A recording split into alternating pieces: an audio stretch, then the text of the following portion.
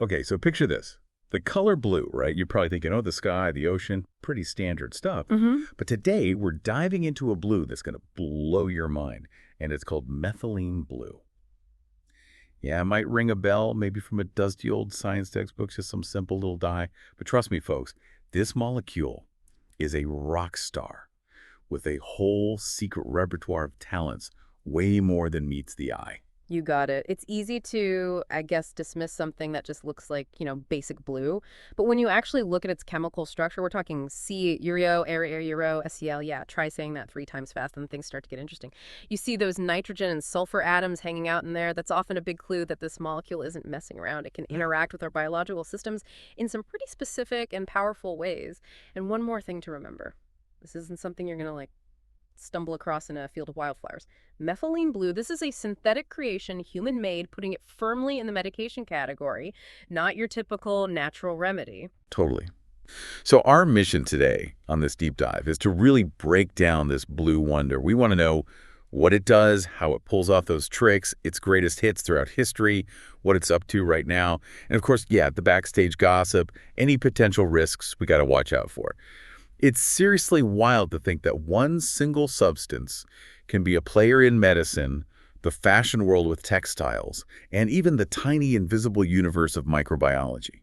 Let's start with the medical side, the antidote gig. Okay, so one of methylene blue's most established roles is as an antidote. It steps up big time when someone's hit with methemoglobinemia. Now, this condition, it can be triggered by, say, poisoning from certain pesticides or a bit too much paracetamol, acetaminophen. Basically, the iron in hemoglobin, that's the workhorse molecule in your red blood cells carrying all that precious oxygen around, well, it gets a bit messed up. It can't grab onto oxygen properly anymore. It turns into what we call methemoglobin. Not good. Sounds like that would throw a wrench in the whole body system. What kind of red flags would you be waving if that was happening? Yeah. All right, so the symptoms, they can be all over the place depending on how much of this methemoglobin is floating around in your blood. Early on, you might just think, bit of a headache, feeling more tired than usual, maybe getting winded going up the stairs, nothing too crazy. But as it gets more serious, the body's really struggling for oxygen. You might feel weak, nauseous, could even pass out. And that's when methylene blue bursts onto the scene, its main job. It basically helps those messed up iron atoms in the methemoglobin to snap back into their normal shape, get back to business, and bam, hemoglobin's back to being the oxygen delivery superstar it was born to be. So it's like hitting the reset button on those red blood cells after they've been sabotaged by some nasty toxins. Super helpful. Now, you mentioned a connection to cyanide poisoning earlier. Right. Back in the day, especially in the first half of the 20th century, methylene blue was a go-to for cyanide poisoning. But things have changed. Now it's more of a backup singer, used alongside the main act. Primary antidotes like hydroxycobalamin, which remember is a form of vitamin B12. It's pretty cool how a compound's job description can change as we learn more, new treatments come along. Speaking of changing gears, let's jump over to the microbiology lab. What's methylene blue doing over there? Well, in microbiology, you could say methylene blue is a bit of a celebrity. It's a rockin' stain. Basically, it loves to latch on to those protein-rich parts inside cells. So when scientists are peering down a microscope at these tiny little worlds, methylene blue makes things pop. It colors specific bits, creating a nice contrast against the background. Think of it like, those nature documentaries where they highlight a rare bird with a bright circle. Same idea, just way, way smaller. So it's like a must-have tool for anyone trying to make sense of that invisible world. And I remember you mentioned it could even tell you if those little cells were alive or dead. How's that possible? Oh, it's pretty clever. Living cells, they've got all that metabolic energy, right? They're busy little factories. So they can grab onto the methylene blue and change it into a colorless form. Under the microscope, living cells are rocking the blue. While dead cells, they're kind of like, yeah, not interested. They stay colorless. Simple, but it works. Super useful for all sorts of research to know who's still kicking in a sample. From battling toxins in our blood to helping us see the tiniest life forms. Seriously, talk about multi-talented. And then, of course, there's the obvious one, name says it all, the dye gig. Exactly. Even today, methylene blue is still a star on the textile runway. It gives us those vibrant blues, even some greens, in fabrics all around us. Clothes, you name it. And the color it creates, it's not just intense, it's got staying power. Doesn't fade easily when you wash it or leave it out in the sun. Crucial for anything you're going to be wearing, right? So yeah, next time you're rocking those blue jeans, methylene blue might just be responsible for that cool color. It's wild to think that the same stuff that's fighting medical emergencies is also coloring our clothes. Yeah. Now, the big question, can you just stroll into any pharmacy and buy this stuff? Well, that's where things get a bit tricky. You see, in the EU, there's this whole thing about novel foods, meaning foods or ingredients that weren't really on the menu before a certain date. And methylene blue. It hasn't gotten the official nod as a food or supplement, so you'll find it sold as a laboratory chemical or for decoration purposes. They'll say it's for staining in microscopy or for dyeing stuff like cotton, silk, even paper. But because of this whole regulatory thing, don't expect to see any recommended dosages for taking it orally. Now, if you need methylene blue for a medical situation, like the methemoglobinemia we talked about, that's different. Hospitals have it as an injectable, prescription-only medication. They come in ampoules, various sizes and concentrations.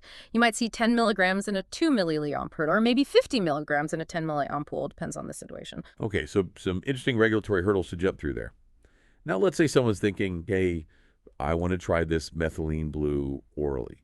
And we got to stress, it's not approved as a supplement, folks, so this is purely hypothetical. What are the big quality flags to look out for? All right, this is huge. If, and that's a big if, someone's considering oral intake, the quality of the methylene blue, that's non-negotiable. It usually comes at a 1% solution, so 1 gram of methylene blue in 99 milliliters of pure water. You might see the label say, RIG, FH Ura.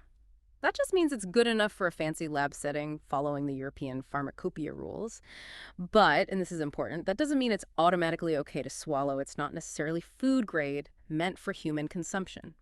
Now, ideally, a good manufacturer, if you can even find one for this kind of thing, they should give you a certificate of analysis, a breakdown of any potential contaminants, especially heavy metals. Got to watch out for those. Historically, methylene blue production wasn't always the cleanest, so there could be traces of heavy metals like cadmium, lead, even aluminum, not something you want in your body.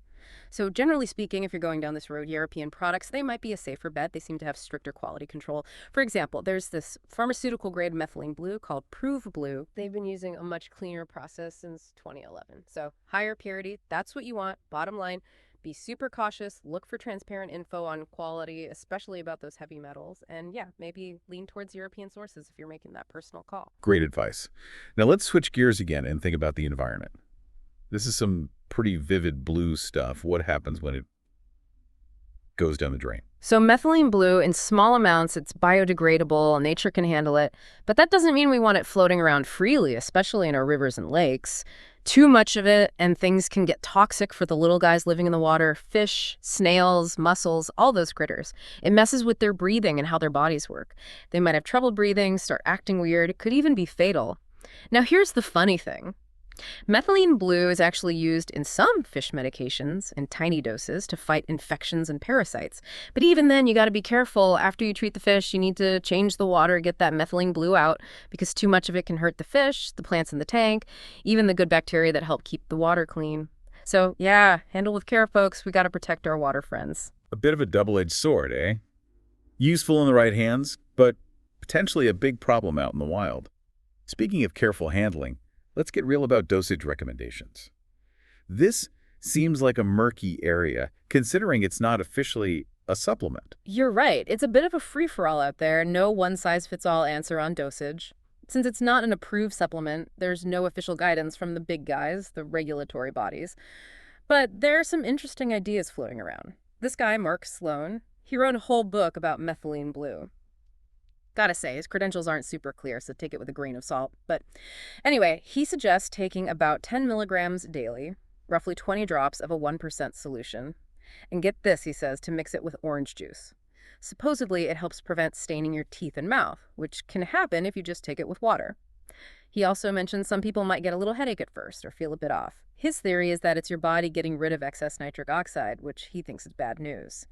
If that happens, he says cut the dose in half. Okay, so that's one perspective. What about that neuroscientist we mentioned earlier? What's his take? Dr. Francisco Gonzalez Lima, he's a neuroscientist, and he's coming at it from a brain-boosting angle. He's interested in the potential benefits for, keeping your brain sharp. Nootropic effects, those are things that supposedly make you think better, learn faster, all that good stuff, and even for preventing or treating dementia. His recommendation is a bit more tailored to each person. He suggests 0.5 milligrams to 1 milligram per kilogram of body weight per day. So your weight and metabolism, they play a role in how much you take. So quite a range, depending on who you listen to. Is there like a widely accepted upper limit, a don't go past this point kind of thing? Yeah, generally you hear 2 milligrams per kilogram of body weight per day as the max. That's about 138 milligrams per day for someone who weighs 70 kilograms, about 154 pounds. Most people say don't go past that. And timing matters too. They usually say take it after a meal, preferably in the morning. Some people say it gives them a bit of a boost, so you don't want to be buzzing before bed. And since it dissolves in water, no need to worry about taking it with fats or oils. Your body can handle it just fine. Got it. So we got some individual opinions on dosage and a general upper limit to keep in mind. Now let's take a trip down memory lane. Methylene Blue, it's got a pretty long history, right? Oh, yeah, a real blast from the past. We're talking 1876. That's when it was first synthesized, officially becoming the first patented tar dye. And once it was out there, the scientists, they couldn't resist tinkering with it. One of those guys was Paul Ehrlich, a pretty famous chemist. Back in the late 1880s, he made a huge discovery. Methylene blue could actually fight off parasites in the blood. This was a game changer. It became the first synthetic anti-malarial drug. Back then, they used it for all types of malaria, and later on, they figured out it could tackle methemoglobinemia, too. Pretty amazing how something invented for dyeing clothes could become a life-saving medicine. From fashion to fighting deadly diseases, what a journey. Now let's get down to the nitty-gritty. How does methylene blue actually work its magic in the body? We talked about it being a powerful antioxidant. You got it. That's one of its key superpowers. It's like a free radical ninja. It hunts down and neutralizes these harmful little molecules called free radicals, which are basically oxygen molecules gone rogue. By doing that, it helps reduce something called oxidative stress, which is basically when those bad boys start wreaking havoc in your cells. Oxidative stress, it's been linked to all sorts of damage, plays a role in aging, even in diseases like, Alzheimer's and Parkinson's. So methylene blue, by fighting those free radicals, it's like a bodyguard for your cells, especially those sensitive nerve cells. And it also seems to have a thing for those tiny powerhouses in our cells, the mitochondria, which are all about generating energy, right? Absolutely. So inside the mitochondria, when they're busy making energy, they produce these things called superoxide radicals. They're a specific type of free radical, a byproduct of the whole energy production process. And if they're not kept in check, they can cause some serious damage. Well, methylene blue can actually step in and help those mitochondria run smoothly. It inhibits the formation of those superoxide radicals, keeping things tidy. And since mitochondria are like the batteries of our cells, protecting them could mean more energy for us. This is why some people think methylene blue can give them a pep in their step, maybe even help them perform better athletically. But gotta be honest, the jury's still out on that one. More research is needed to really know if the typical doses people take actually make a difference for that kind of stuff. So potentially boosting our body's energy production at the most basic level. The outline also mentions something about being an MAOA inhibitor. What's that all about? Right. MAOA. That stands for monoamine oxidase A. It's an enzyme, a little protein worker bee, that helps break down certain neurotransmitters in your brain. We're talking serotonin, dopamine, those feel-good chemicals. Now, methylene blue can put the brakes on MAOA, meaning those neurotransmitters stick around longer. This is why it's historically been looked at as a potential antidepressant and anti-anxiety agent. More happy chemicals hanging around could mean a better mood. But these days, there are more modern antidepressants that do a more targeted job, so methylene blue isn't really the go-to for that anymore. Okay, so that brings us to the mental health chapter of this story.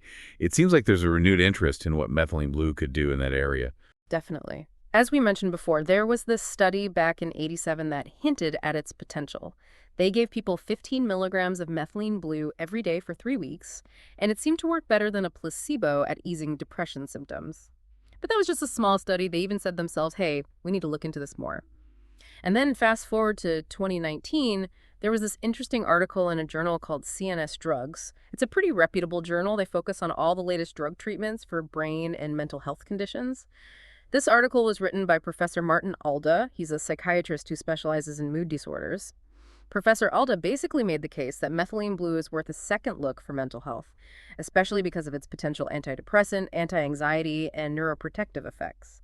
He even suggested it might be useful for neurodegenerative diseases.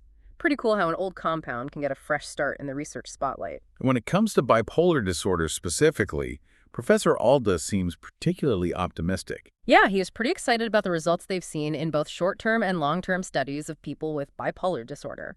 Turns out, methylene blue can have both antidepressant and anti-anxiety effects in these folks. And here's the kicker. It doesn't seem to trigger mania, which is a big deal. Some traditional antidepressants, they can actually push people with bipolar into a manic episode. Not good.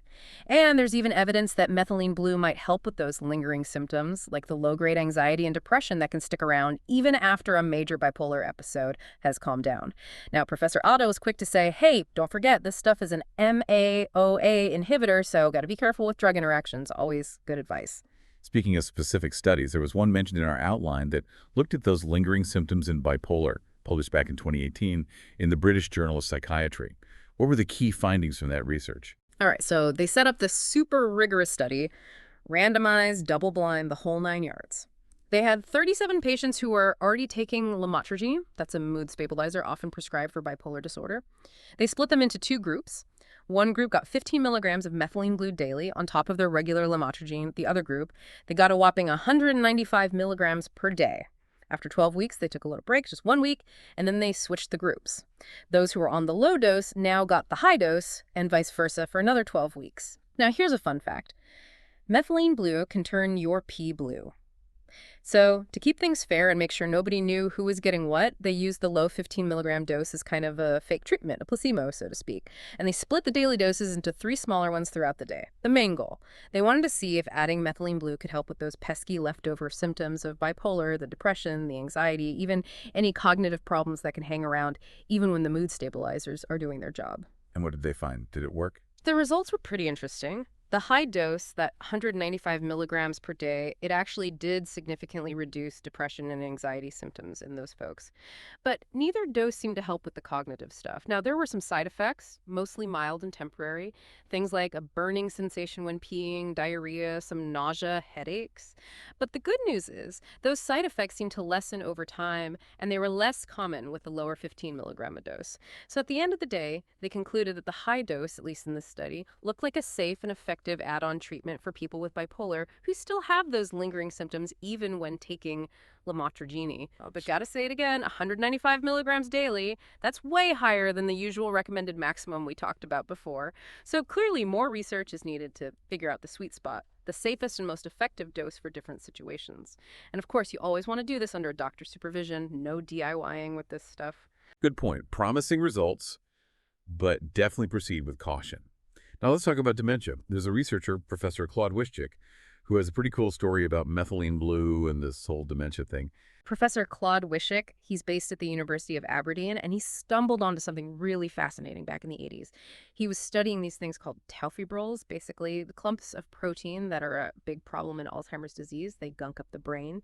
Anyway, he was using methylene blue to stain these tau fibrils so he could see them under a microscope. And he noticed something strange. The dye was actually dissolving those protein tangles. This is a light bulb moment. What if methylene blue could be a treatment for Alzheimer's? This led to a company called Taurex Pharmaceuticals. They were all about developing this idea, but it wasn't all smooth sailing. They found that the high doses of methylene blue needed to really tackle those tau fibrils, while they caused some nasty side effects in patients over time. The highest dose they could get away with was about 138 milligrams per day. So they tried tweaking the drug, making a lower dose version. Early on, it looked promising, but when they did those big final stage clinical trials, it didn't quite live up to the hype. So, a really exciting initial discovery, but unfortunately it didn't pan out as a miracle cure. But our notes mention that some people still think methylene blue might be good for preventing dementia or even helping with treatment. Yeah, the idea is that methylene blue, with its energy-boosting and nerve-protecting powers, it might have a role to play in supporting brain health, especially when it comes to those neurodegenerative diseases like Alzheimer's. So some folks might consider it as part of a bigger plan, alongside all the other good stuff like eating right, exercising, keeping your mind active, and making sure you're getting all the right nutrients. Yeah. But got to be crystal clear here, methylene blue is not a standalone treatment or preventative measure for dementia. The science just isn't there yet. All right, dementia's a complex beast. You got to tackle it from all angles. Yeah. Now let's swing back to malaria. That's where methylene blue really made its mark historically. Totally. We already talked about it being the first synthetic anti-malarial drug, a real pioneer. It works by basically putting the brakes on the malaria parasite, Plasmodium falciparum, stopping it from multiplying and causing trouble. And it was a lifesaver in the fight against all types of malaria back in the late 1800s and early 1900s. Now, obviously, we have other anti-malarial meds these days, but methylene blue, it's still got some tricks up its sleeve. There's this big review in 2018 published in BMC Medicine. They looked at everything and they said, hey, methylene blue might still be useful, especially as a tag team partner with the current go-to malaria treatments. It seems to make artemisinin-based therapies work even better, and it might even help prevent those parasites from becoming resistant to artemisinin, which is a big problem. Resistance is growing worldwide. And the doses they use for malaria, those are a lot higher than what we've been talking about for other things, right? Yeah. Oh, yeah, much higher. For kids with active malaria, they've used doses between 15 to 20 milligrams per kilogram of body weight spread out over 3 days, adults. They get even higher doses, sometimes up to 390 milligrams twice a day for a week, maybe even longer. Some studies use 200 milligrams 5 times a day for 16 days. Now, these are short bursts of high doses, specifically to knock out a serious, potentially deadly infection. And the side effects at those levels, mostly mild and temporary, some urinary tract issues, digestive problems, and, of course, the blue pea. They also found that methylene blue works really well with chloroquine, an older antimalarial drug. It makes the parasite more sensitive to chloroquine, so they team up for a 1-2 punch.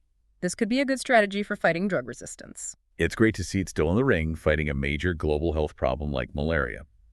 Now let's move on to something a bit less known, myelodysplastic syndromes, or MDS. Okay, so MDS, it's basically a group of bone marrow disorders. The bone marrow, it's the factory that makes your blood cells, and in MDS, it's not doing its job properly. It's not making enough healthy blood cells, and the ones it does make, they're often kind of wonky, not fully developed. This can lead to anemia, infections, bleeding problems, all kinds of trouble. So back in 2018, some researchers published a paper in Frontiers in Oncology. They were looking at whether methylene blue might have a role in MDS. And in their lab experiments, they were using rats with MDS, and they found that methylene blue could actually inhibit something called the NLRP3 inflammasome. The NLRP3 inflammasome. Could you break that down for us? What is that, and why is it a big deal in MDS? Sure. The inflammasome, it's basically like a little alarm system inside certain immune cells, like macrophages. These cells are part of your body's defense force. When they sense danger, like an invading germ or some tissue damage, the inflammasome goes off, triggering inflammation, calling in the troops. Now, in MDS, it seems like this NLRP3 inflammasome might be going haywire, overreacting. And this overreaction could be contributing to the destruction of those precious blood-forming cells in the bone marrow, making MDS worse.